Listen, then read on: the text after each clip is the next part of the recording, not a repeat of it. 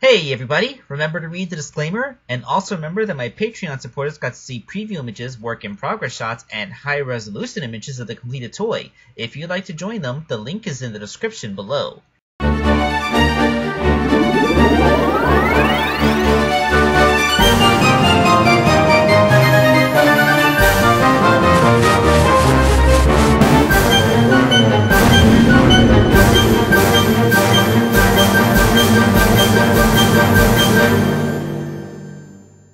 Hello out there, friends! This is Waking Till 2001 coming at you with a commission for DeviantArt user Credechika4.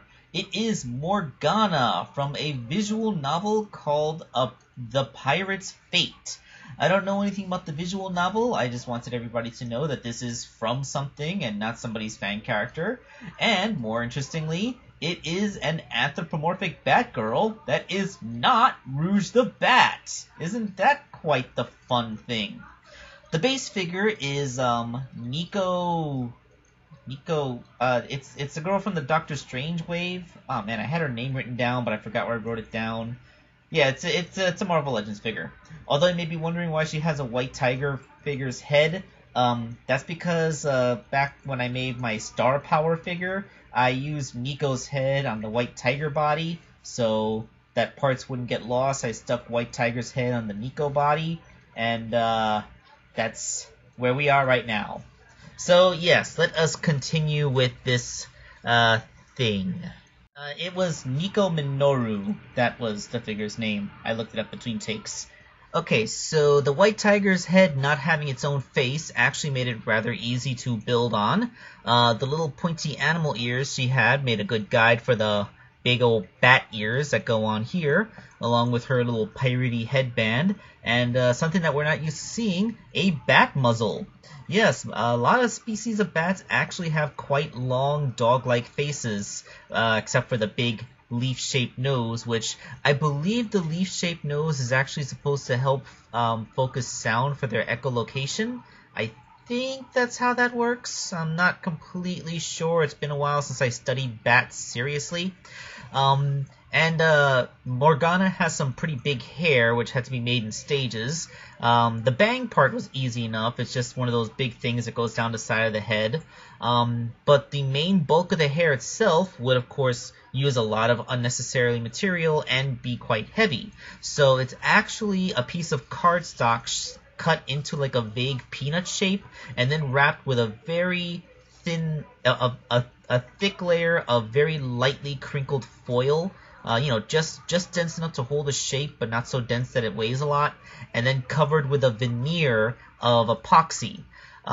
Even though I did everything I could to keep the weight down, it was still too heavy to maintain its shape on top of her head, so I just kind of stuck into the top of her head so that it would get a shape, and then once it hardened, I glued it onto the back of the head, and then put more epoxy on the top so that it would blend in and be one seamless thing. So that's just how I made a character that has very big waist-length hair. Of course, once it's all painted, you can, barely see where those separation points go.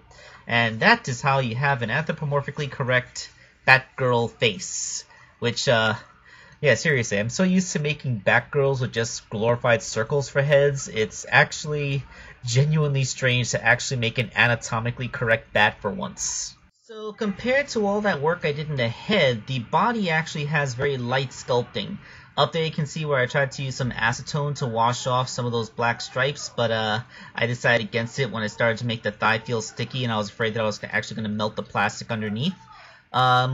So I really just basically used epoxy to cover up the straps on Nico's boots, and added some cosmetic things like the straps on her shoes and that band that's tied around her thigh, and the same deal with the arms. This is another one of those puffy sleeve tops, which it looks like a tube top, but there's attached sleeves that leave the shoulders exposed. Like, I see how this works, like, as an actual physical article of clothing, but the problem is that you can't really make an action figure wear it. Maybe a doll, but not an action figure, because everything that you would use to make an action figure just doesn't have the flexibility for this kind of thing.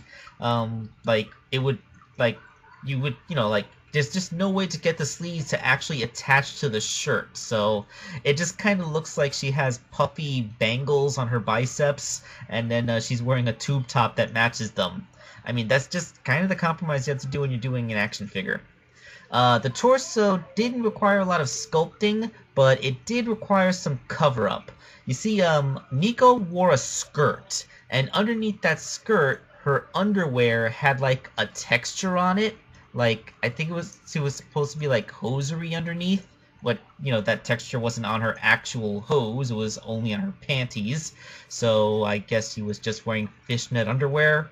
Anyway, I put a very thin veneer of epoxy, very thin, like it was actually difficult to spread it this thin, to cover up that fishnetty feeling texture, so she would, be wearing pants that have a consistent texture. Also, I had to sculpt in a belt, so yeah, we sculpt belts.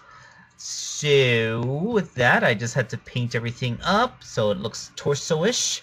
And I made wings for her. Yes, just like Rouge, the wings are made out of craft foam. Funnily enough, they actually aren't really much bigger than wings I would use on Rouge the Bat. Although she has a more anatomically correct bat face, she has hilariously undersized wings for a bat, which I just find kind of funny. Okay, so with that and painting her lower torso, I figure it's time for us to get a good look at Morgana, the non-Mobian Batgirl. So here we are. We have Morgana. That's a pirate Batgirl, wouldn't you say? Yep, she has a bat face and wings. She has a corset, as you know, all women in the 17th century wore corsets because apparently that's something that you fight in, I guess. Yeah, she's wearing her tights, she's got her boots on, she has the glove on the one hand and the big gem on the other hand. I could say the one-handed thing. That could be her knife or sword-wielding hand, and she doesn't want to get calluses on her fingers because she's a lady. That's my story, and I'm going to stick to that. She has a big old pirate hoop earring. It's a pirate lady. Yeah, don't you guys like pirates? This is the modern aesthetic of the fantasy pirate, and I think it works. So thank you all for watching the video. Thank you all for liking Morgana. And I hope you guys all tune in for the next figure that I will be working on. Thank you all for watching one more time. This is Wake Angel 2001 signing off.